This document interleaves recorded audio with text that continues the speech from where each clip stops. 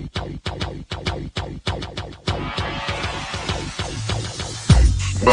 to the Odds Breakers, number one place for shared, sharp betting information. Welcome back to podcast 71 of 2020. I'm your host, Kiev O'Neill. You can follow me on Twitter at OBKiev. Follow us at the Odds Breakers and follow us on social media / the Odds Breakers. This episode is being brought to you by mybookie.ag for a 200% sign up bonus. Please visit MyBookie and use the promo code ODDS200. Terms, conditions, and locations apply. If you'd like to help us out with our costs and sponsor the website and the podcast, we'd love to help you out. Please visit theoddsbreakers.com and click shop and become a member. For $24.99 a month, you can get my plays and premium plays before the line moves. If nothing else, please visit theoddsbreakers.com and become a free picks newsletter subscriber.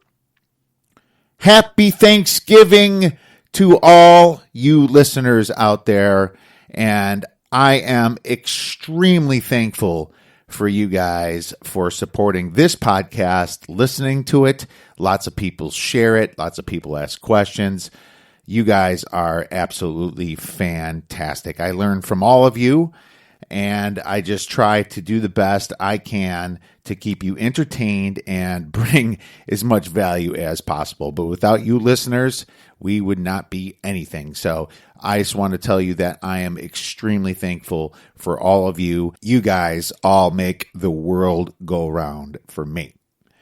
I also want to give a special thanks to Odds Breakers members. Without you, we might not be able to do any of this because the cost of having a website host, the cost of paying for handicapping information, the cost of paying for a podcast host, the cost of paying for music rights, and the cost of bringing on great guests is immense. And without you, we weren't able to bring the quality content that we try to bring every single week. So I want to give you guys an extra special thanks for all of your support and let you know how much you're appreciated. What's new for premium members, we're going to start giving out promotional materials. If you've been a member for over 1 year, we are going to give out some Odds Breakers shirts. You can pick one from the website. Please send us your address, your shipping address, I should say, and your size and color preference. Pick your shirt with the SKU number off the website, theoddsbreakers.com, and we will send you a shirt for free. So if you were a member consistently throughout the last 12 months, please send that information to us. And if you are a current member not at 12 months, when you get to 12 months, please send us your information so we could get you that shirt out. And for 2021, we are going to be giving out more Odds Breakers promotional materials. You made us believe, put clothes on our backs. You sacrificed for us. You the real MVP. My friends, we have a great Thanksgiving week show for you. I'm going to be flying solo, just like last time, to break down even more games than we do normally during the week. So very excited to try to give you as much value as possible. There's going to be more people watching sports because more people have days off. There's going to be a lot of games to break down. I know there's some certainly canceled for COVID, but there's still some games out there and some exciting ones to talk about for the weekend. NFL and college football. So college basketball is ramping up here. I'm recording on Wednesday here. It's the first night of college basketball. Already sent some plays out, one free one on the website. Hopefully that hits, and we have a premium play out as well to our premium subscribers. So real excited about college basketball. I've been doing some research in that. Next week, I'm going to have a big breakdown of the Big Ten and kind of go through my Big Ten top to bottom rated teams. Next week, I'm hoping to have Kyle Hunter on to break down a little bit of more college basketball and some college football, and maybe Adam Burke will be back from ats.io and bang the book to break down a little bit of NFL and possibly a little college as well.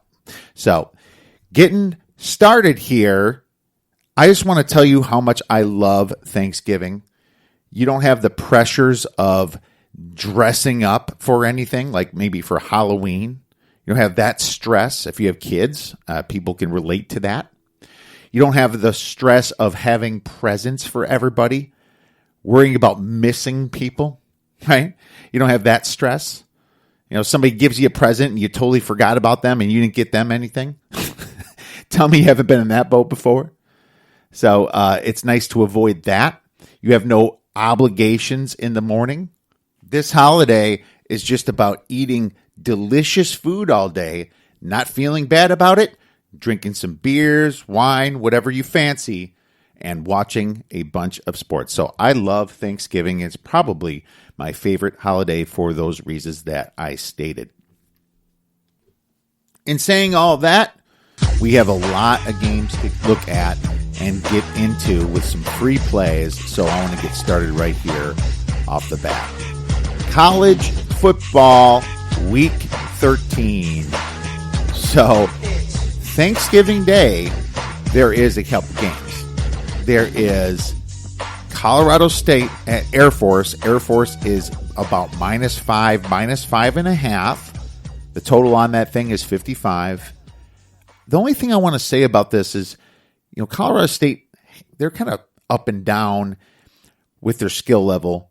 You saw them play very good against Wyoming, right? Played very well. And then you also saw them completely blow it against Boise State. You know, just completely got outscored. You know, Colorado State, their first game, they kind of got beat pretty bad by Fresno. So they're down, then they're up against Wyoming, then they're down at Boise State. Now they have to play on Thanksgiving Day. They're probably going to be thinking business, obviously, at Air Force.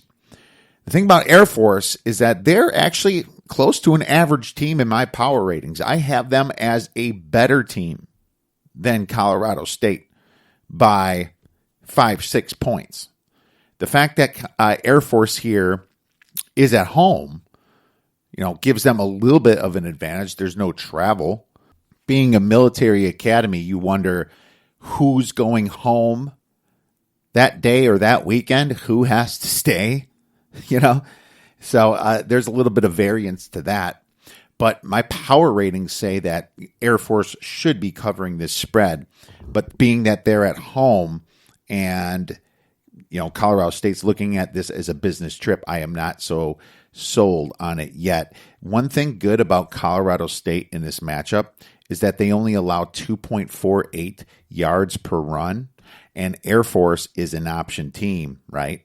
They're at 5.83 yards per run. You know, you got to beat Air Force through the air. Colorado State can't run the ball. They can't run it that well, 3.2 yards per run, but they do beat teams by throwing the ball like they did against Wyoming. So, in my opinion, the matchup isn't that great for Air Force, and that's probably why you see the spread lower than the power rating itself. I'm going to lean to Air Force. It's under the key number of 7. So, that's my thoughts for that one right now. Obviously, you're going to have some NFL football on that day that you're going to probably be more focused on. Next games, we move into Friday. Huge game here between Iowa State and Texas. I mean, this game is essentially for the playoff spot. You know, Texas beat Oklahoma State, as you know, right? Oklahoma beat Oklahoma State, as you know. That's 2 losses for Oklahoma State. So they're really on the outside looking in. I mean, Oklahoma State did beat Iowa State, but they would need more than an Iowa State loss, obviously, to get in because Oklahoma State has those 2 losses. Lots would need to happen for them. They're really on the outside looking in. The Big 12 championship game is between this game and Oklahoma for the most part. I mean, if you look and see what Texas has left, you know, Texas, they were massively outgained by Oklahoma State. And they have Kansas State, which is way down right now. And then they have Kansas left. Texas just needs to get through this game, and they should make the Big 12 title game, but their only losses to TCU and Oklahoma, right? So they would possibly rematch Oklahoma. Oklahoma, who they have left, they did lose to Iowa State. They lost to Kansas State, but they have at West Virginia, which is a big game for them, and they have Baylor. Baylor should be easy enough for them. At West Virginia is a little bit tricky, but if they win out, they should be in by default because they beat Texas and they beat Oklahoma State, right? So even if Texas wins, that would probably put Texas in the driver's seat above Iowa State, and it also would put Texas in the driver's seat over Oklahoma State. If Iowa State beats Texas, then Iowa State would have a nice clear road themselves. The problem with Iowa State losing the tiebreaker to Oklahoma is, I believe, because they lost to Louisiana that first game of the season. That might come back and bite them. I think that's how they do the tiebreaker this year. So, real tough, huge game. I'm going to be really excited to look at it. It's a pick'em, and I have Iowa State a very slight favorite against Texas, probably a half a point. Okay. I think Iowa State should be able to handle Texas here. The thing about this game is we have skin in this game because we have Iowa State 12-1 to win the Big 12. All right. So we actually already have skin in this game as the odds breakers. We gave this out to you listeners before the season started.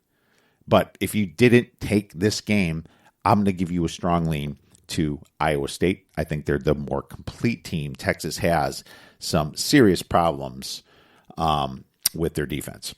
At least Iowa State's got somewhat of a defense, and you saw that against Kansas State. UMass versus Liberty. Liberty coming off that 1-point loss, 37.5-point favorite. Not touching that game. UMass is terrible. Heard there might be some COVID issues over at UMass, so this game might not even happen. Nebraska versus Iowa. There is an actual premium play on this game, so I'm not going to talk about it. It is not a public play, but that's going to be a real exciting game, in my opinion, to watch. Central Florida at South Florida. Central Florida is coming off that big loss, right, against Cincinnati, and they're laying 24.5 against South Florida. I wonder what their motivation is this game. It could be just keep on trucking type thing, keep being Central Florida, or it could be we're not really doing much here. We're just going to try to coast through this game where South Florida would potentially cover this spread. The good thing is that South Florida is the worst team in the American Athletic Conference, So this spot was meant for Central Florida to hopefully beat Cincinnati and not have that much of a letdown here. This game is huge, guys. Notre Dame versus North Carolina. Notre Dame is laying 4.5 points on the road. The total of this baby is 67.5. I don't have a play on this, so I can talk a little bit about it. Notre Dame has a great defense, in my opinion. They're very good, okay? Now, I don't think they're quite elite, but they're definitely in the very good status. Now, if you look at Alabama, and if you look at Ohio State and Florida, I think Notre Dame's defense is better than them. But I don't think Notre Dame's defense is better than like a Clemson. And I don't think that Notre Dame's defense is better than Wisconsin. All right. Northwestern would be a close one too. Cincinnati's defense is extremely good this year. Right. But North Carolina might edge Notre Dame on offense. North Carolina plays faster. And minus that Clemson game, Notre Dame has had a pretty easy schedule this year, right? So they're road chalk by less than a touchdown, heck, less than 2 field goals here, which is really interesting. My power ratings have Notre Dame as the fifth best team, all right? And I have North Carolina in the top 12, probably 12-ish. I have Notre Dame 5.5 points better. So I think this spread should be about Notre Dame minus 3.5. I mean, that's if you give a couple points for home field advantage for travel, that's where I have this game. What worries me about this game is North Carolina going to be able to stop Notre Dame? Probably not. Notre Dame does have a decent offense there with Ian Book. They're throwing to their big tight ends. Their tight ends there are freaking unstoppable. But I don't know how much Notre Dame's going to slow down North Carolina. Sam Howell's just been throwing dimes the last couple weeks. And if he's hot, Notre Dame could get backdoored here, with a spread past 3. It's something you got to think about for sure. I'm going to lean to Notre Dame, even though the power rankings don't say it, just because I think the defense, we've seen North Carolina lose some stupid games, right? You saw them lose to Virginia, at Virginia. What the hell was that? You saw them lose at Florida State with a very bad flat start. I mean, if they had another quarter, they were going to win that game. They scored 28 unanswered points pretty much against Florida State, But Florida State, how ugly, They don't have any top 25 wins either, right? So they're beating teams like Duke by a lot. They're beating teams like Wake Forest, and Wake Forest actually had them dead nuts in the water. But no big wins there. At least Notre Dame beat Clemson, and it was out with a backup quarterback, but still, that's a quality win. Common opponent here looks like Boston College, North Carolina. Notre Dame went to Boston College, won by 14 and covered the closing line spread. We pushed on it because we had the 14. But North Carolina went to Boston College and only won by 4 points, right? So, Notre Dame's a more complete team. That's why they're road chalk here. But, I'm going to lean to Notre Dame. I have no play on this.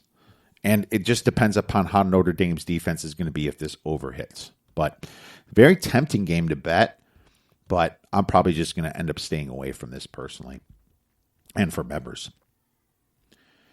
Wyoming versus UNLV. UNLV is a very bad team. But Wyoming probably shouldn't be laying 16 points against UNLV. It's a little much there. UNLV's at home here. Wyoming's on the road. You wonder how much they're going to put into this game. UNLV should be desperate. I don't have it as a 16-point spread. I have this as about a 10.5-point spread. So I'm going to lean to UNLV right here, but probably going to stay away from this game, just being that UNLV could be just completely incompetent. I think it's more of a high variance type system. But it's a decent sized lean. If you want to bet this game, I have a decent sized lean to UNLV at home. Central Michigan versus Eastern Michigan. Don't know what the hell happened with Central Michigan last week. That was a loser of ours. They just gave up 38 unanswered points to Western Michigan there, and Eastern Michigan isn't that good of a team. But I'm sure as hell not going to be laying road chalk -7 at Eastern Michigan when it's kind of like in a rivalry here. The total on this game is 59.5.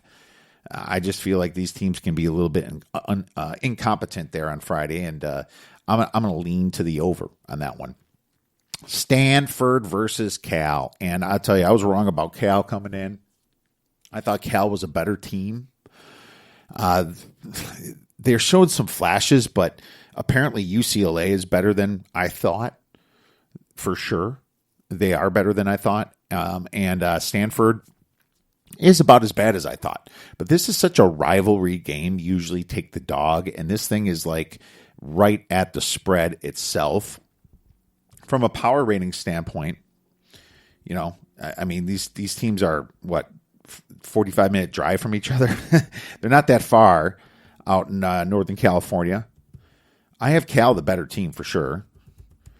I have them better by about 6 points, but I haven't bet it. And I guess I haven't bet it because Cal just had such bad showings. So this one, just being such a big power ratings discrepancy, I am thinking about betting Cal, but I'm just not there yet. So we'll see what happens there. I definitely like Justin Wilcox, but Shaw is supposed to be such a very good coach, but he has had some off-season issues with his brother and everything being sick, and he had to focus some of his time and resources elsewhere. I would also think that the season kind of surprised Stanford a little bit more than it did Cal. That's just my opinion. Nothing really to prove on that fact. Oregon versus Oregon State. Huge game. Oregon State's not that team that was just getting their ass kicked 3-4 years ago with Gary Anderson there, who obviously got fired this year from Utah State in the middle of the year here. But, Oregon, big defensive problems. Their defense was supposed to be their tough spot, and it's really not right now for some reason.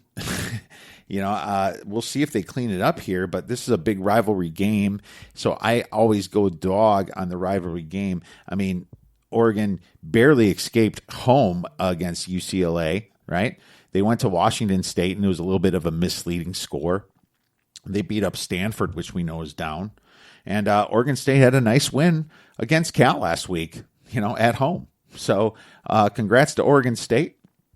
They had a rough start against Washington State. Then they covered the spread at Washington and, did that. So I definitely lean my point spread, I probably should go say, from a power ratings perspective, is Oregon. And you give them a little for home field advantage, not a ton because it's a rivalry game. My spread is about 11. Yep, that's where I have this spread at about 11 points. So nothing to write home about at 13 here. The spread is just not enough. One thing I will say, though, this thing is probably going to close at 14, maybe even 14.5. And if that's the case, if it gets to 14.5 for sure, I'll be a buyer on Oregon State. A lot of people like the over there as well. Moving into our Saturday slate, Georgia Southern at Georgia State. Georgia State is a home dog of about 2 points. And I have this spread probably pretty close to that from the last time I checked. Georgia State, I have Georgia State 2.5 points worse on a neutral field. So maybe I have it more of like a half point, I suppose. But I don't want to bet against Georgia Southern again, just because I know that Georgia Southern played the Army very well last week. And yeah, it was a misleading score. They probably should have not covered that game. But, this is the Sun Belt. This is a rivalry game. So I think a lot of things can happen this game. Georgia State, they're pretty good against the run, allowing 3.44 yards per rush, but they didn't play an option team this year. Last year, when they played Georgia Southern, they got their asses kicked, 38-10. So, the spread tells me a little bit of a lean to Georgia State here, but I'm just not there because of how Georgia Southern handled them last year. Now, you'd think they'd learn from it, but Georgia State, pretty solid team for the Sun Belt, but, just looking at how Coastal Carolina ran all over them when they scored 50 points to 0 worries me a little bit. So I'm not interested in this game, but if you're interested, the slight lean would be to Georgia State. Let's move on here. Kentucky versus Florida. Florida laying about 23 points. That's a lot of points for Florida with their defense. Kentucky is supposed to have a good defense, although they haven't showed it the last few weeks. Kentucky gave up a few points to Alabama, And when I say a few points, the spread was 28 points or something like that. It closed at, right? People were tempted to take Kentucky. Well, Alabama won 63-3. All right, 63-3. The game before that, Vanderbilt scored 35 against the Wildcats. Where's this defense been? I have no idea. But looking at really scares me off taking Florida. What I will say is that my power ratings have Florida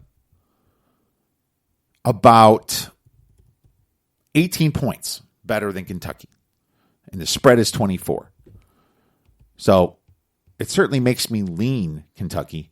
But if Kentucky is completely lethargic on offense here, and you have Kyle Trask trying to make Heisman, that worries me a little bit of betting Kentucky, because I can see Florida still with their foot on the gas pedal with that one loss against Texas A&M, still trying to make the playoffs here. I can see that. So just a lean to Kentucky here. But I'll tell you, that's a big variance and deviation from my number. SMU versus East Carolina. SMU's road chalk, minus 12.5. I have a lean to East Carolina on this game, but probably no play. I have SMU about 4.75 points better than the average team. And I have East Carolina about minus 7.5 points worse than the average team. So what's that, 11.5 or so? 12? Let's just call it 12. And this game is at East Carolina. So the spread would be about 10, according to my power ratings. It's 12.5. Not a massive difference there. See where this goes. A lot of people like to fade East Carolina. East Carolina is coming off a ass whooping. They whooped Temple's ass, but they've also gotten their ass kicked many times. They play a little bit of a faster pace, which makes me worried that they could lose by more than that.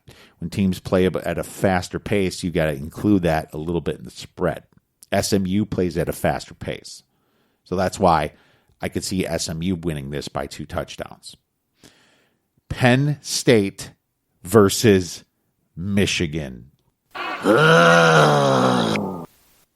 This game might be the most disappointing game of the weekend. Penn State can't buy a win this year. They can't find a win anywhere. Yet their yards per play for a team that's 0-5 is 5.2 on offense and 5.3 on defense. Right? That's almost even. 0 wins. They played Maryland. They played Nebraska.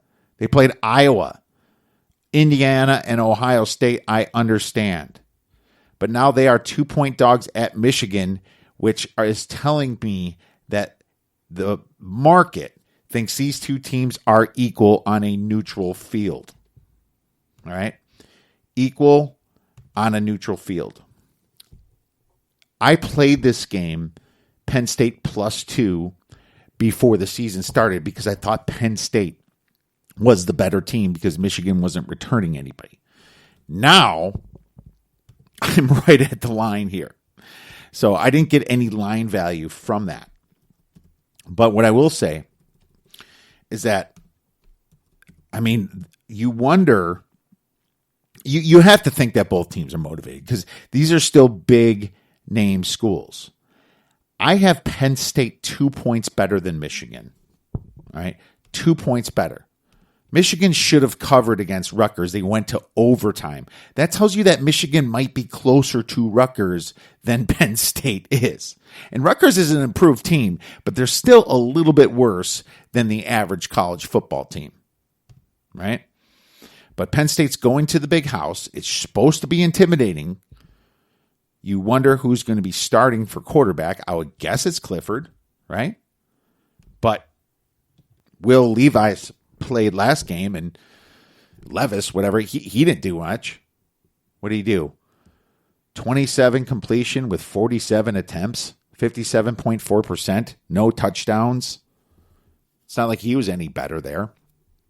So no clue what Franklin's going to do. He might play both quarterbacks. I'm worried about that, but you have Michigan. They're kind of in the same boat, right? Michigan has quarterback issues over there as well. Not McKenzie. Joe Milton. They wish they had Mackenzie Milton, even with his broken leg. Hopefully he comes back, by the way. 4 touchdowns and 4 interceptions, 57.2%. It's not that much different. Cade McNamara played a little bit. 31 for 46, 67%, which is better. 5 touchdowns. So I guess McNamara might be playing this game. He will start against Penn State. So I have to assume that that's a little bit of an upgrade to Michigan there. But at the same time, Michigan is so young and incompetent, you wonder what's going to happen this game. It's almost like the the least incompetent team is going to win here, and it's hard to guess who's going to be that. The one thing I will say is that Penn State has had a harder schedule. Michigan, when they beat Minnesota, Minnesota's not that good. They lost to Michigan State. I suppose Wisconsin was hard in Indiana, but they just take away Wisconsin and add Ohio State to Penn State's schedule. And Michigan had Rutgers. Penn State had Nebraska. Nebraska's better. Penn State had Iowa, right? Maryland's improved. But Michigan facing Rutgers, Minnesota, and Michigan State really doesn't, show them as the better schedule. So, going to be interesting. I'll probably watch a little bit for some laughs, but these teams really need to figure it out for next year. They should be looking at this game as kind of a get-right game because there's only a couple games left, and it doesn't look like neither team is even going to make a bowl game if we have that many bowl games coming in December. Kent State versus Buffalo. Kent State +7. Buffalo is an even 7 now. That surprises me. Remember we were on Kent State last year and we took over 2.5 wins at +150? That was awesome. We nailed that. But I'm surprised that they've even improved this much more on offense. The MAC kind of snuck up on some people. And Buffalo is definitely the best team. But this going all the way down to 7 is saying that Kent State might be the second or third best team here. I mean, they're only ranked 73 in returning production, and I'm very impressed by how they score, but they just give up a ton of points. A ton of them. And they've beat up on some bad teams. Kent State played Bowling Green, 162-24. They played Akron, 169-35. I mean, they don't stop scoring.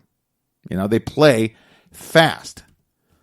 Kent State is the third fastest playing team as far as plays per game in all of college football, right?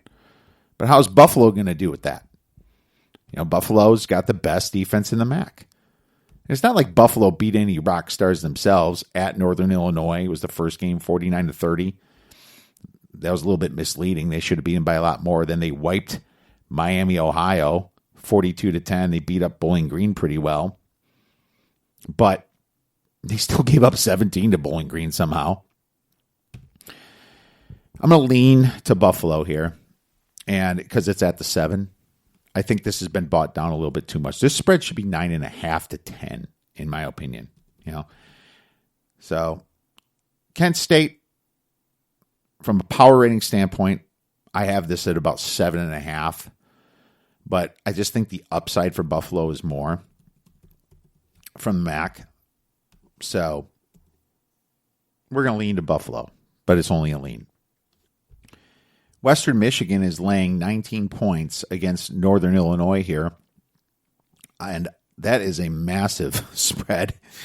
What does that say about Northern Illinois? They're pretty bad, but my line's more 12, not 19. But at the same time, I'm scared to bet Northern Illinois because they're not scoring the ball. And Western Michigan is playing very, very fast. I mean, this is the biggest overlay of power ratings I probably have.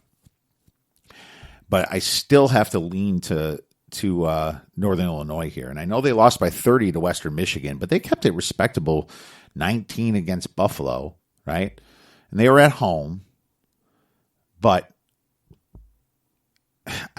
this spread is just kind of out of hand in a way.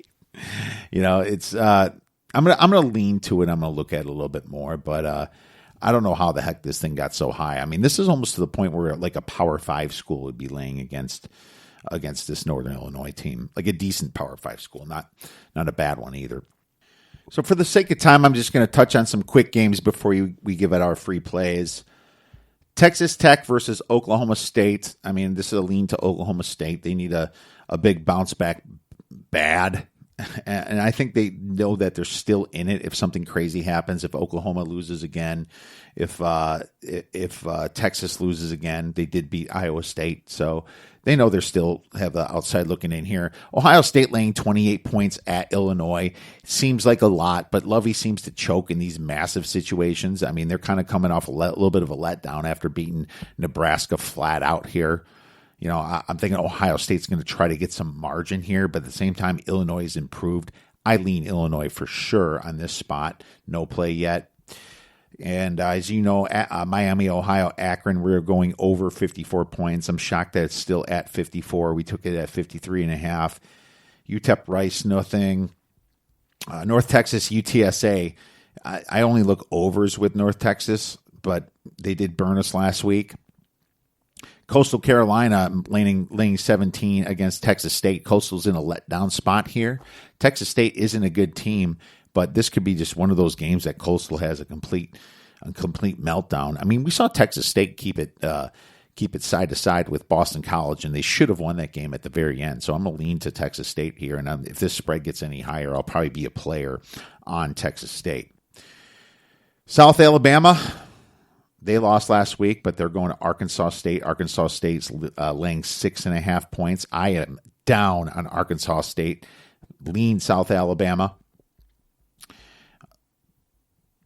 Northwestern versus Michigan State. This spread's been creeping up. Northwestern in a big letdown spot. This spread seems pretty big for a Northwestern team that doesn't have a lot of offense. I know Michigan State sucks, but 13.5 points seems like a lot, and it seems like more steam is coming on Northwestern. This might be one of those licking your chops type thing and waiting to see if this thing hits 14, possibly even a 14.5. So this one's definitely a weight game. I might even discuss this one with Kyle Hunter on our Better Odds Sports Betting Show. Alabama versus Auburn, and Nick Saban just got his second positive test of the Rona. His number 2. So that man seems to attract the Rona. Obviously, I think his first test was a false positive, but he is showing some symptoms this time, so I don't think that he's going to be coaching this game. That's interesting. This bowl is big, and this spread is monstrous at 25. Holy cow. So you do what you want with that one. Alabama's been blowing out some teams, but that is a massive spread right there. We did give out a play on this one, so maybe we'll make it a shared play come Friday with Kyle. Next game, we have Oklahoma versus West Virginia. We have a premium play on this game, so I'm going to skip that one, but that's going to be a really fun game to watch itself. TCU versus Kansas, 24 points, road chalk TCU. Kansas has their quarterback practicing now, Jalen, and I think that he's going to play.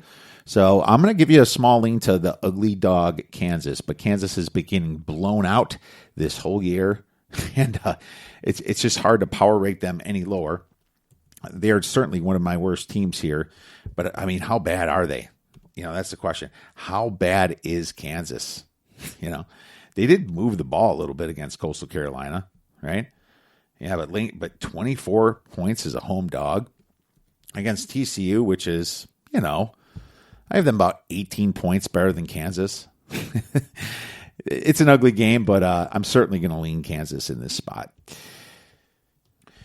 Well, that brings me to our free plays that we're going to give out for this college football turkey week. And we're going to start with UCLA hosting Arizona. Man, the spread keeps going up, 9.5 now. I gave this out at 8. Arizona's on a second road game here after being manhandled by a young Washington Huskies team. This play is about perception to me. People are thinking about how good Arizona was when they almost beat USC. That's what I'm thinking. And then apparently USC isn't that good. They're kind of incompetent this year. Well, they've been incompetent, but Clay Helton's still their coach. Looking at the metrics here, Arizona averages 5.5 yards per play, and they only played a few games, but they give up 6.64. That's a minus 1.14 after 2 games. Their quarterback's been pretty good, but they can't run the ball at all. The perception on UCLA's record at 1-2 is probably why this spread started out so small, but it doesn't paint the whole picture. At Colorado, they turned the ball over a ton and still almost won that game. And at Oregon last week, they outgained the Ducks by 40 yards and barely lost that game. That's a good amount. They outgained them and barely lost. And then the Ducks are a good team, obviously. My best in the Pac-12 right now anyways. When they played a home game, UCLA destroyed Cal by 24 points. All right, they average 6.1 yards per play on offense, and they only give up 5.15 on defense. That's a plus 0.95 for them going against Arizona's minus about 1.14. That's a net between both teams plus 2.1 yards per play advantage. UCLA's quarterback, Dorian Thompson-Robinson, didn't get to play because he was in COVID protocol last week, but I think he's back this week versus the Cats. I'm taking UCLA. I took them at -8 and gave it out for 3 stars, but I like it all the way up to 10. So 3-star premium play there. And make sure you get it quick because I can see this thing definitely going up. Thank you very much, sir. You're a gentleman and a scholar. Next play, we have Boston College laying 1.5 points. The total in this game is 55.5. Louisville here, coming off that win against a terrible Syracuse team. The Cardinal won by 30 points, 30-0 against Syracuse. And as Chris Farley would say, Well, Lottie frickin' da! The Cardinal would be a mediocre team if they wouldn't turn the damn ball over so much. They actually have a decent plus 0.8 yards per play, but they have a league worst -12 turnover margin. That's almost -2 per game right there. Boston College, on the other hand, has a better record than Louisville. 5 wins, 4 losses, but they're worse in yards per play. They're a minus 0.6 yards per play. The thing about this game, and the thing that sticks out to me is the strength of schedule. I think Boston College had harder games. They faced 3 top 25 teams in Clemson, Notre Dame, and North Carolina. Louisville only faced 2 top 25 teams. Miami was so early, it's hard to count that. And Notre Dame, they did play solid against, but they still lost by 5 points. Notre Dame could have scored at the end there as well. It was probably their best game that they played. It was against Notre Dame. Notre Dame has improved since then, but Boston College, well rested here. I love the fact they're coming off the bye. All right. Louisville is a little full of themselves after beating a horrible Syracuse team. I like Jerkovic over there as a quarterback for Boston College. I think he's improving every single week. I like the Boston College at home. I gave this out at +1, but it's at -1.5. I like this all the way up to -2.5. Boston College, -1.5 for 2.5 stars premium shared play. Thank you, and God bless you, and God bless America. Pittsburgh versus Clemson, -24. The total on this game is 54. Pretty big spread for a low total, right? But we all know that Dabo Swinney isn't getting any style points this week for accusing Florida State of purposely avoiding them after their COVID issues, right? Probably not. I think it's obvious that Dabo is a little bit bitter about benching Trevor Lawrence due to COVID when he had no sickness, really, no symptoms. Benching a non-sick star of your team kind of probably irked him a little bit. But he needs to understand that, it's a rule. And it sucks, but it's the rule, and you were caught on the ass end of it. You lost to Notre Dame, but everybody's got to follow it, right? I personally don't care about how much of a baby Dabo is this week. And as a matter of fact, you're starting to see this throughout the league of other teams getting accused of canceling. Badger fans are going nuts about Minnesota canceling the Axe game, blah, blah, blah. They're out of the playoffs now. They probably were anyway. I only care about the fact that Clemson thinks they need style points, right? They have that loss against Notre Dame, and they want to make the college football playoff. They have to win out. And Pitt's going to be the next victim here. I know Pitt's getting some respect after beating Virginia Tech last week by double digits, but I mean, the Hokies team's been injured, and I think they lost a little motivation after that Liberty loss. You know, Pittsburgh's just a middle of the road ACC team, averaging at plus 0.6 yards per play. And when they step up in class, I think they're going to be some serious trouble here. Against Notre Dame, they got destroyed when they stepped up in class. In Clemson, they're the most complete team in all of college football. Clemson's average margin of victory is 26 points. That's counting the two bad games they had without Trevor. When they played Boston College, had to win the second half. And they played Notre Dame, which obviously they lost in overtime. But it's still 26 points. That's pretty big. My power rings have Clemson winning by 24. But I think the fact that Dabo is embarrassed, I think the team's going to be kind of firing to back him up, right? They're going to try to back up his loud mouth this week. And Trevor Lawrence, he's fighting for Heisman. They're not only fighting for the playoffs. Trevor Lawrence is fighting for another Heisman Trophy. Take Clemson here and don't sweat it. Minus 24. I like Clemson to cover easily, even though Dabo is acting a little bit funny. 2.5 star premium shared play. Fucked up, maybe. But I'm funny how? I mean, funny like I'm a clown. I amuse you. I make you laugh. I'm here to fucking amuse you. What do you mean funny? Funny how? How am I funny? All right, let's get into a little NFL Turkey Week, Week 12, with some games, some leans, and some plays. All right, my friends, the NFL has a lot of craziness going on, and the news just broke that the Ravens game is going to be moved all the way to Sunday. So anybody that made a play on the Steelers or the Ravens, it is a canceled play, and you should get your money back. Now, unfortunately for the Steelers, they have to wait longer now, and they are a little bit upset about that. The Ravens have a few COVID issues. Some actually tested positive for COVID. Patrick McCarry, their center, tested positive, and Matt Skura, the backup center, tested positive. So going to get a little bit more information on who's going to play center for them. It's a very important position, obviously, for a team that needs to not make penalties, false starts and things like that, and for a team that is dying for a win. Now, the good news about all this is that now your Thanksgiving afternoon and evening is going to open up so you can share some more time with your extended family, or you can bet the New Mexico versus Utah State game.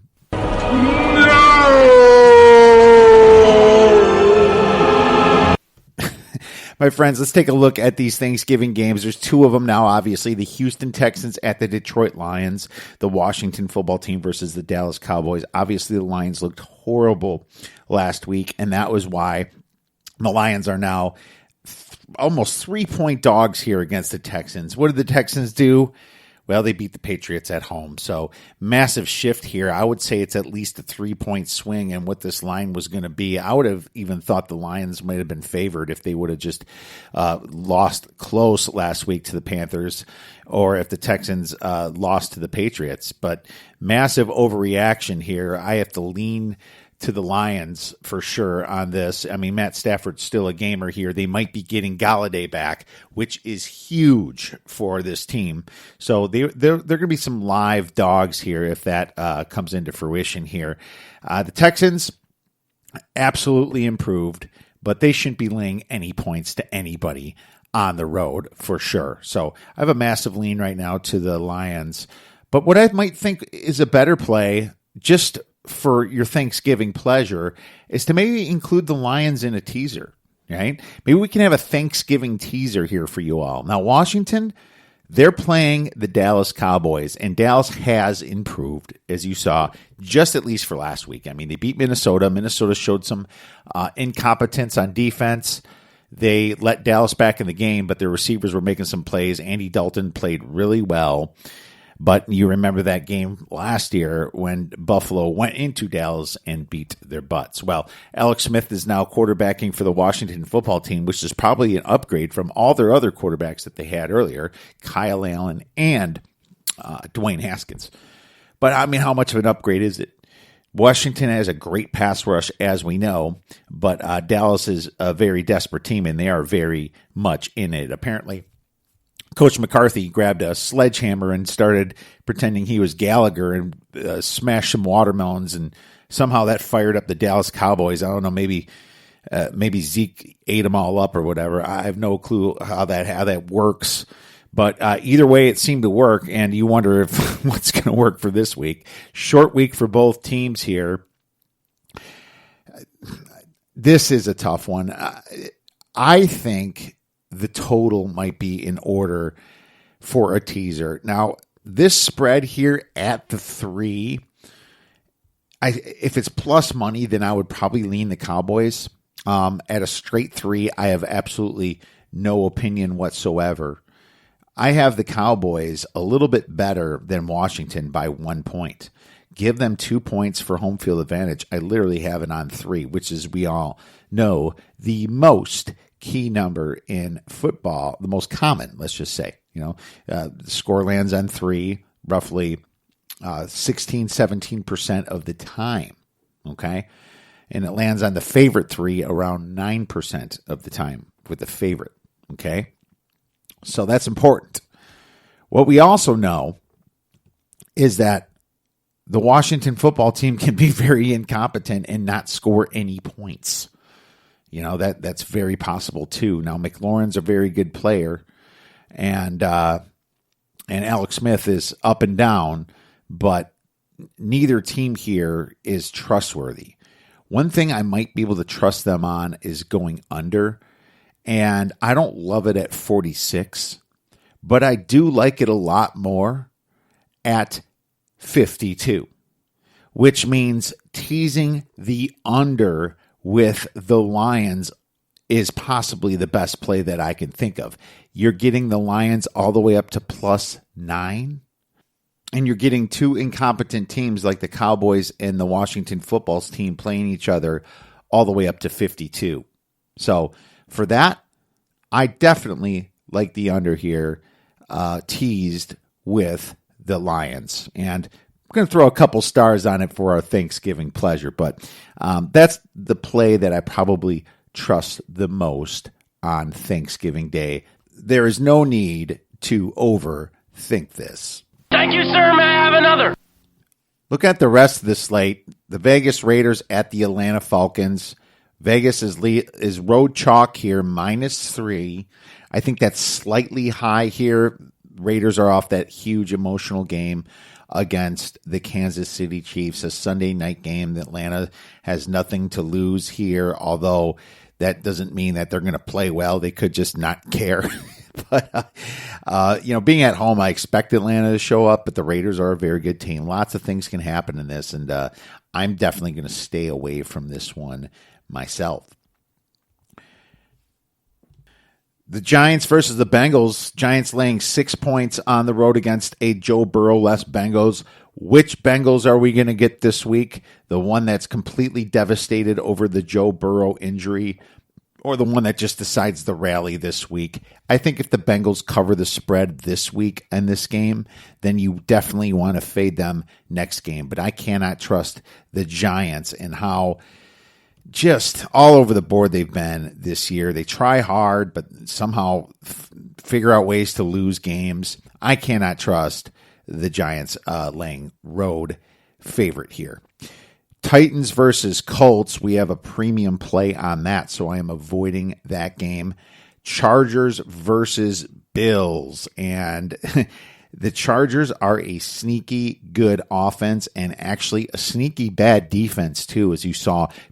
Teams score points against the Chargers, and the Bills actually will give up some points themselves. They're not exactly that efficient on defense like they were last year, but their offense is scoring more points. This spread is a little high for me, yet the Bills are kind of coming off that bye week, and you don't want to fade teams necessarily off the bye. I kind of lean to the over 53 on this one, and I might be using one of these teams in a teaser here. Miami Dolphins versus the New York Jets. Jets are plus 6.5 at flat, plus 100 here. There's no way I'm going to bet the Dolphins minus 6.5 when they benched Tua last week. Now he's going to start again. I know that, the Jets are the Jets, but the desperate teams in these situations is what you don't want to bet against. Leaving that one right now alone. Saints versus Broncos. There's a premium play on that, so I'm going to skip over that game. 49ers versus the Rams. This is an actual play that I want to discuss. The spread's about 7 points. The total on this game is 45.5. The Rams just got that huge win against Tampa, and I definitely give them an upgrade for that. But San Francisco already beat this team with Kittle and Jimmy G. But unfortunately, they're going to be relying on backup quarterback Nick Mullins and backup tight end Jordan Reed.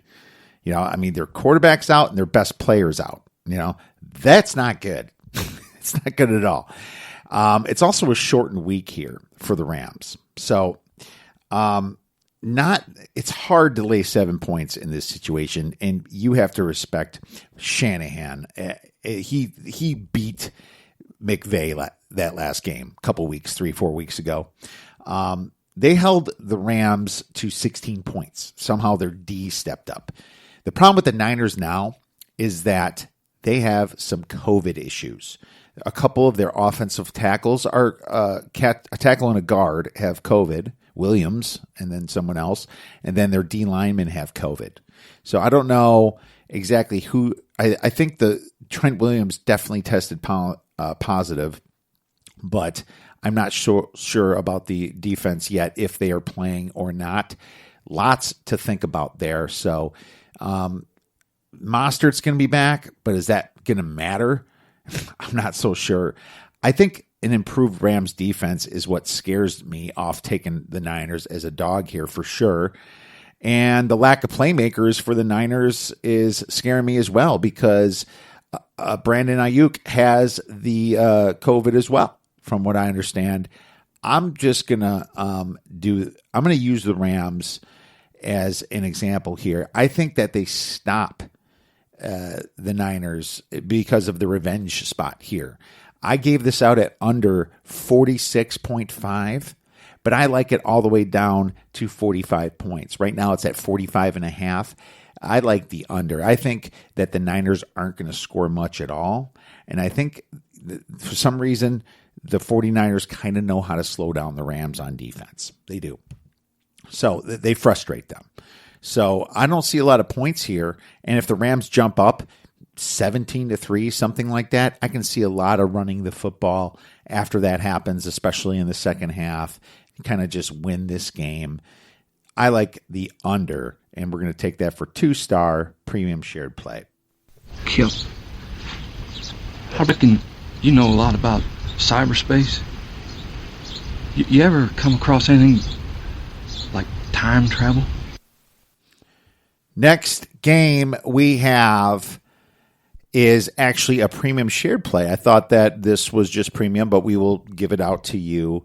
We took it at +4, but it is at +3.5 right now. A little bit of juice, unfortunately. Tennessee versus Indianapolis. Indianapolis laying 3.5 points at home. The total is 51.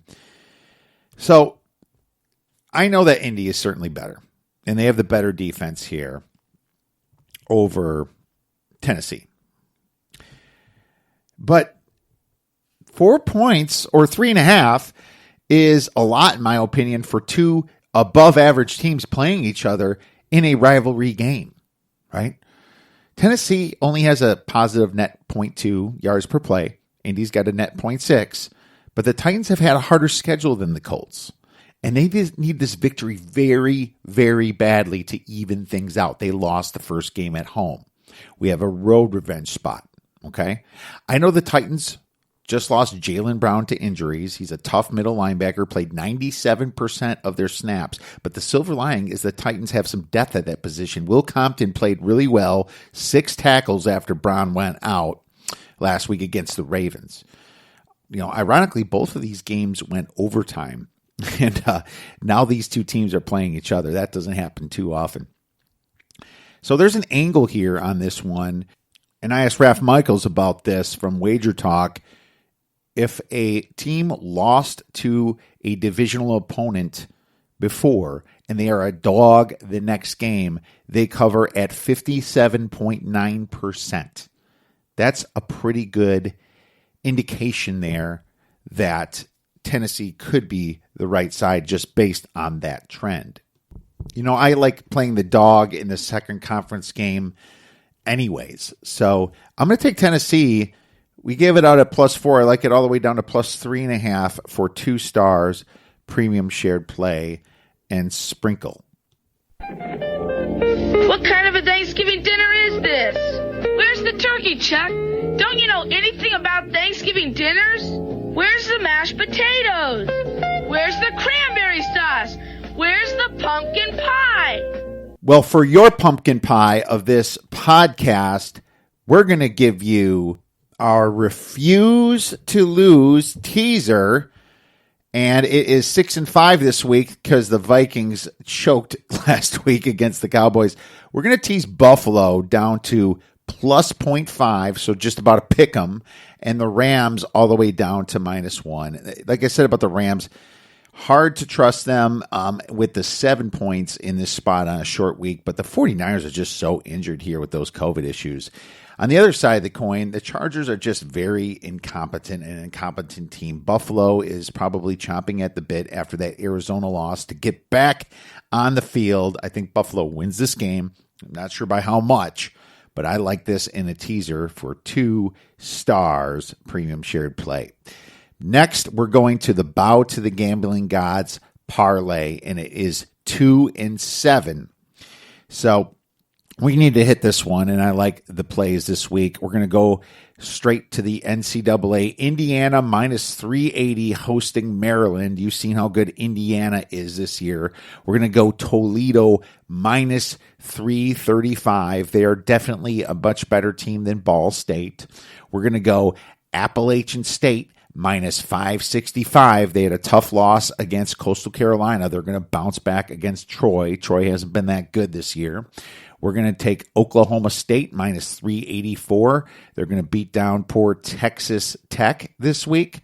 We're going to take Boston College -1. That's the key here. It's a tougher one. I think Boston College is going to take care of Louisville easily, as you know from before. And the only NFL player or play we're going to make is the Rams. Everything's riding on this Rams game at -315. So this teaser pays 5-1, and hopefully this brings us back on track. Thank you for your sympathy, talking square of linoleum. And now it is time for The Sharp Side of the Force. The Sharp Side of the Force is brought to you by uwager.eu for a 50% sign-up bonus. Actually, make it 80%. Please visit UWager and use the promo code OddsBreakers. Starting with Sharp College, Week 13. Sharp money on Air Force -5 hosting Colorado State. 60% of the tickets on Air Force, 85% of the money. Sharp money on New Mexico -4.5 to -6.5 at Utah State. 57% of the tickets on New Mexico, 86% of the money. Oh, value gone there. Iowa State +2.5 down to Pick'em at Texas. 55% of the tickets on Iowa State, 78% of the money. Sharp money on Oregon State hosting Oregon +16.5 down to +13.5. 34% of the tickets on Oregon State, 68% of the money. Sharp money on Oklahoma State -11 to -12 hosting Texas Tech. 59% of the tickets and 94% of the money. Sharp money on Maryland +14 to plus 10.5 at Indiana. 44% of the tickets on Maryland, 68% of the money. Sharp money on Kent State, plus 9 down to plus 7 at Buffalo. 57% of the tickets on Kent State and 81% of the money. Sharp money on Western Michigan, minus 17.5 to minus 19.5, hosting Northern Illinois. 75% of the tickets on Western Michigan and 99% of the money. Some dual action there. Sharp money on North Texas, plus 5 down to plus 3 at UTSA. 50% of the tickets on North Texas, 98% of the money. Sharp money on Coastal Carolina, minus 16 to minus 17 at Texas State. 48% of the tickets and 97% of the money. Sharp money on Northwestern, minus 11 to minus 13.5 at Michigan State. 71% of the tickets on Northwestern and 95% of the money. Some dual action there. Sharp money on Colorado, plus 13.5 down to plus 10.5 at USC. 50% of the tickets on Colorado, 85% of the money. Sharp totals. Nebraska at Iowa, over 52. 61% of the tickets on the over, 92% of the money. Sharp money on Notre Dame versus UNC, over 64 to 67. Dual action, 71% of the tickets and 97% of the money. Sharp money on Kentucky versus Florida, over 57 to 60. 56% of the tickets, 96% of the money. Sharp money on Ohio State versus Illinois, over 67.5 to 70.5. 43% tickets and 65% of the money. Sharp money on Alabama versus Auburn, the Iron Bowl, over 62 to 64.5. 67% of the tickets on the over, 94% of the money. Sharp money on FAU versus Middle Tennessee State, over 46.5 to 48.5. 11% of the tickets on the over, but 90% of the money. Somebody with deep pockets thought FAU could go over this week. Usually they've been going on under. Sharp money on Mississippi State versus Ole Miss, over 64 to 69. 61% of the tickets on the over, 87% of the money. NFL Week 12 as of Wednesday afternoon. Sharp money on Texans, minus 2.5 to minus 3 at the Lions. 59% of the tickets and 80% of the money. Sharp money on the Titans, plus 4.5 down to plus 3.5 at the Colts. Dual action, 75% of the tickets on the Titans, 85% of the money. Sharp money on the Cardinals from Pick'em all the way to minus 2.5 at the Patriots. 69% of the tickets on the Cardinals and 90% of the money. Sharp totals. Chargers versus Bills, over 50 to 53. 67% of the tickets on the over, 95% of the money. Sharp money on the Giants versus Bengals, under 47 down to 45. 56% of the tickets and 76% of the money. Sharp money on the Raiders versus Falcons, under 56. 56% of the tickets and 95% of the money. A big one there. Sharp money on the 49ers versus Rams, under 46.5 down to 45. 39% of the tickets on the under and 90% of the money. Sharp money on the Saints versus Browns, under 46.5 to 43. 53% of the tickets on the under, 80% of the money. Sharp money on KC versus Tampa, over 53 to 55.5. 63% of the tickets on the over and 98% of the money.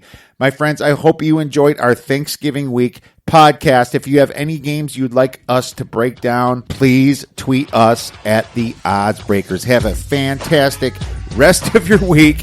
Have some fun. Eat a lot of turkey. Have a couple beers. And go get some winners.